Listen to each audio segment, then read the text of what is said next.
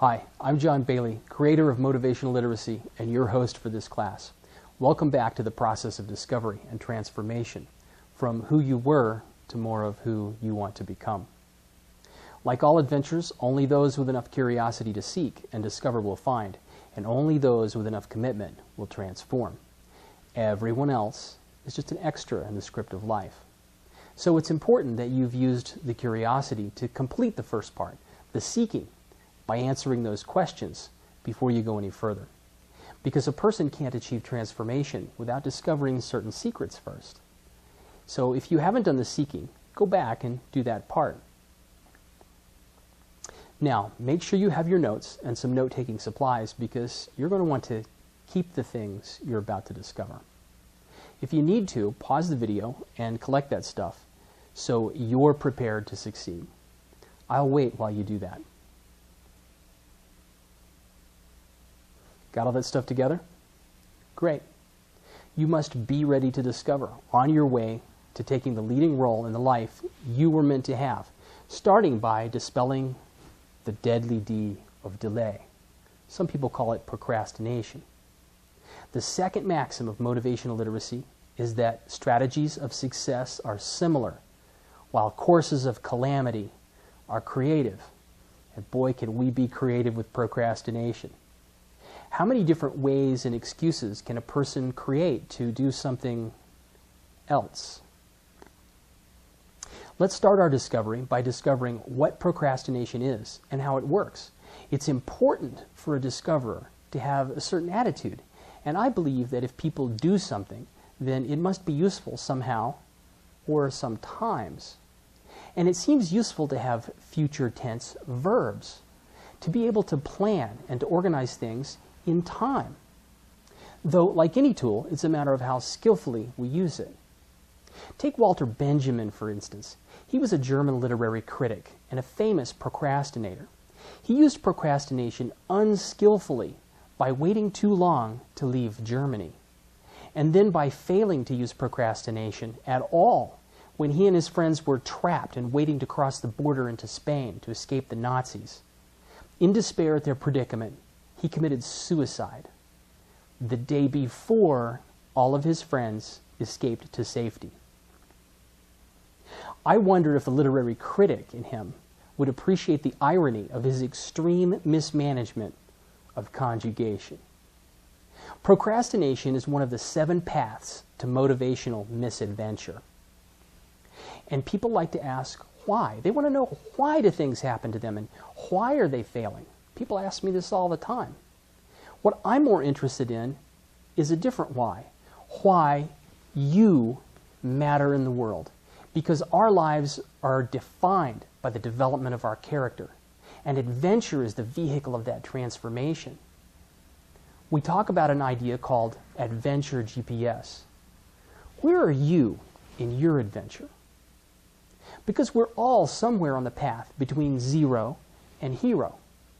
In fact, in some part of your life, you're everywhere on this path. There are things where you're already a total expert and ready to teach other people. There are things where you can lead other people but maybe not yet ready to teach. There are things that you can do but maybe not yet ready to lead other people. There are things that you're just now learning to do, just practicing. There are things that you have not yet begun to study or practice, and there are things that you don't even yet realize you will learn and study. The first step past zero is called apprentice. But before any adventurer gets from zero even to apprentice, they all hesitate because of one of 4 things. The first one is the fear of failure. The second one is avoiding the work of apprentice. Those are the 2 most common. That hesitation will show up as one of the 7 deadly Ds. You already know delay is the second one. Whenever there's a persistent deadly D causing delay, it's what Joseph Campbell called refusing the call of adventure.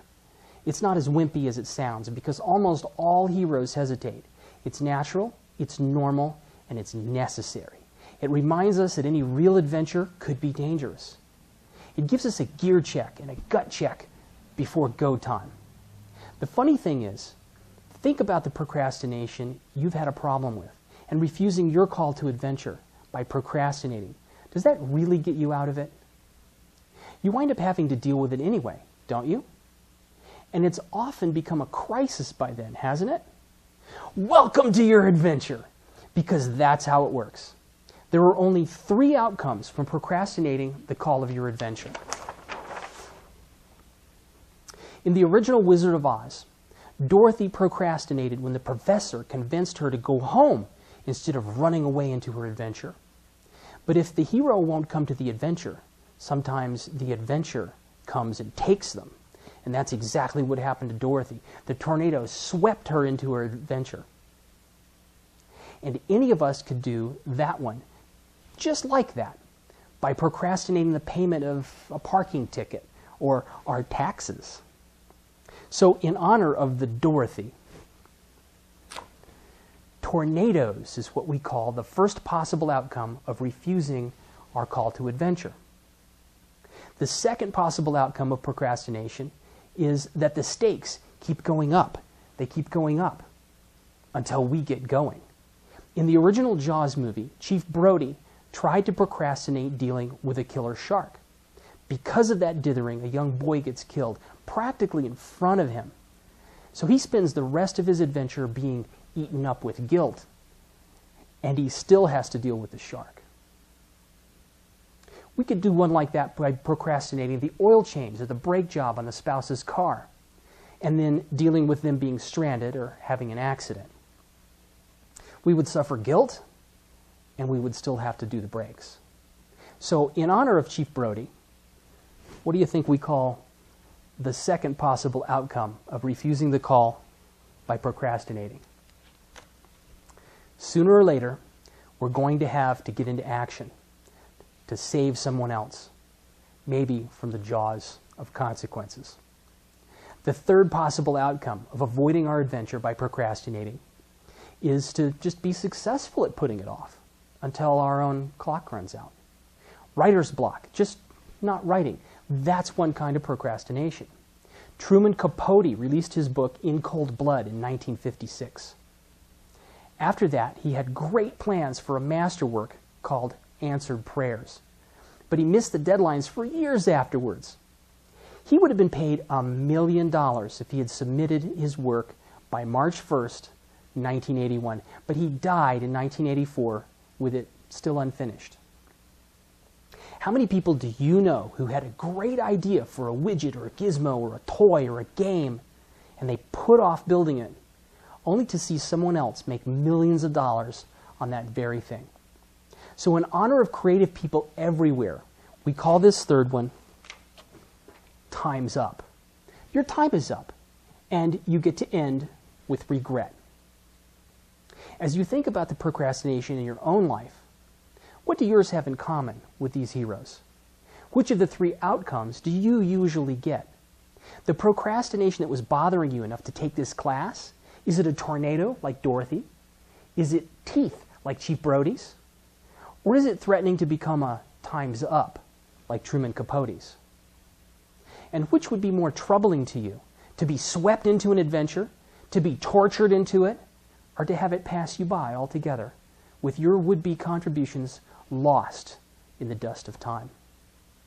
How do highly effective people, or even heroes, procrastinate? Because, like I said, we all do it. Let's look at your seeker's answers and discover some interesting things about your procrastination. Start by tallying your answers to those first 17 questions. Add all the A's and C answers together and write those totals in the place at the bottom. There's a place there just for that. Then count all the B answers and write that total in its place. How do those numbers compare? If you have more A's and C's than B's, then you were procrastinating a bigger project or part of a bigger project, something more than just a mundane chore. Type A and C procrastination, those are more about fear than boredom. If that's your kind of procrastination, then congratulations.